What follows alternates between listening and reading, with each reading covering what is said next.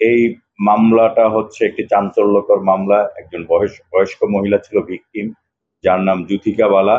ওনার বয়স 55 বছর বয়সের মতো, ওনার বয়স 55 বছরের মতো। ওনার স্বামী নারায়ণ বালা আমাদের কাছে যখন অভিযোগ দেয়, আমরা তাৎক্ষণিকভাবে মামলাটি হত্যা মামলা রুজু করি। তো এই মামলাটা যখন আমরা তদন্ত করতে নামি, তখন আমাদের হাতে কোনো ক্লু ছিল না। সেইখানেই আমরা ঘুরে ঘুরে ঘুরে ঘুরে বিভিন্ন কাজ করতে থাকি এবং ঘটনার রহস্য উদ্ঘাটনের জন্য আমরা সার্বিকভাবে চেষ্টা করতে থাকি।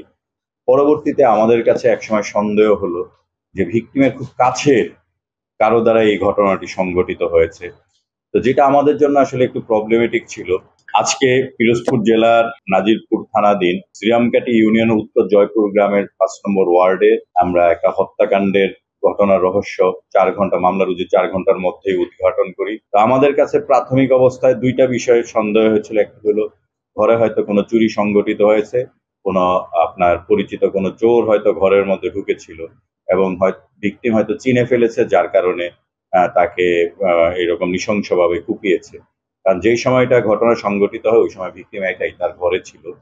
তো এর মধ্যে বলে রাখি, ভিকটিমের 4 ছেলে, তার স্বামীও বয়স্ক প্রায় ষাটোর্ধ্ব একজন বৃদ্ধ লোক।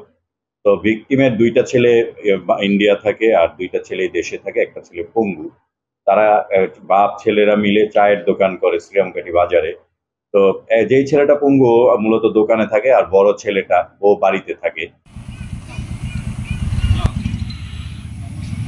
তো পরবর্তীতে আমাদের কাছে সন্দেহ হয় যে হয় কোনো পরিচিত চোর এই কাজটি করেছে, অথবা ভিকটিম পক্ষের খুব কাছের কেউ এই মানে আপনার ঘটনাটি সংঘটিত করেছে। এই দুইটা দিক মানে কাজ করতে গিয়ে আমরা বিভিন্ন কথাবার্তা যখন জিজ্ঞেস করি, যখন ইন্টারোগেট করতে থাকি ভিকটিমের বড় ছেলে, যার নাম হচ্ছে জ্যোতিষ বালা। তো একটা সময় সে স্বীকার করে যে সেই তার মাকে এরকম নৃশংসভাবে কুপিয়েছে, কারণ তার মা একটু মানসিকভাবে একটু আপসেট ছিল, মেন্টালি ডিস্টার্ব ছিল। তার মা বিভিন্ন সময় বিভিন্নভাবে তাকে বকাবকি করত। আর এই অ্যাকিউজড যে আমাদের জ্যোতিষ বালা, এ মূলত চায়ের দোকান করার পাশাপাশি সে একটু জুয়ার প্রতিও আসক্ত ছিল, জুয়াও খেলতো মাঝে মাঝে। তো এইটা নিয়েও তার মা তাকে একটু বকাবাদ্য করতো, এটা সে সহ্য করতে পারেনি। আরেকটা বিষয় হলো, যেহেতু ভিকটিম মেন্টালি ডিস্টার্ব ছিল, দেখা গেছে যে যে আমাদের একই জ্যোতিষবালা তার স্ত্রীকেও সে বিভিন্ন সময় বকাবাদ্য করতে, এটা অ্যাকিউজ মেনে নিতে পারে নাই। এই ক্ষোভ থেকেই মূলত সে ওই ঘটনার সময় বা তার মাকে একা ঘরে পেয়ে সেই ঘটনাটি সংঘটিত করেছে।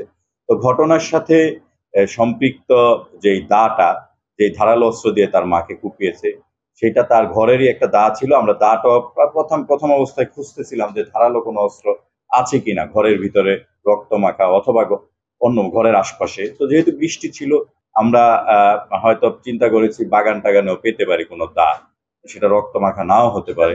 কিন্তু একসময় ভিকটিম বলেছে, সরি অ্যাকিউজড, সে স্বীকার করেছে সে যেই দা দিয়ে তার মাকে কুপিয়েছে, সেই দাটি সে পার্শ্ববর্তী, তাদের ঘরের পার্শ্ববর্তী একটি ডোবা ছিল, সেই ডোবায় ফেলেছে। অ্যাকিউজডের দেখানো মতেই আমরা তার এই দাটা আমরা ওই ডোবা থেকে উদ্ধার করি।